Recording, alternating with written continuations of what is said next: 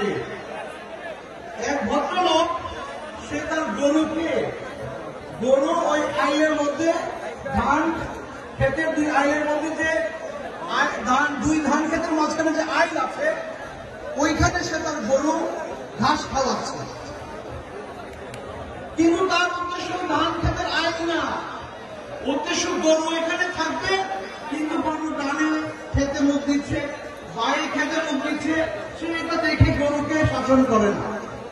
ভেতরে ভেতরে খুশি যে ঘাস যদি এক কামড় খায়, ক্ষেত খাবে কয় কামড়?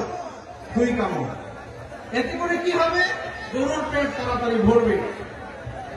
আচ্ছা, এই পরিস্থিতি যদি জমিওয়ালা দেখে দূর থেকে, তাহলে এই রাখালকে এই আইলে ধান খাওয়াচ্ছে সে 2 দিক থেকে, আর আইলের মধ্যে গরু চড়াচ্ছে, তাকে অনুমতি দিবে না দিবে না?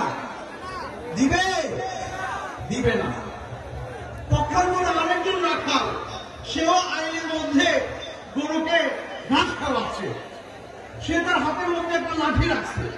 কি রাখছে ভাই? লাঠি রাখছে। গরু আইলের মধ্যে ঘাস খায়, কিন্তু একটু পরে পরে গরু কি করে? খেতে মুখ দিতে চায়, ডানে পায়ে। যখনই ধান খেতে মুখ দিতে চায়, তখন ওই ভদ্রলোক কি করে?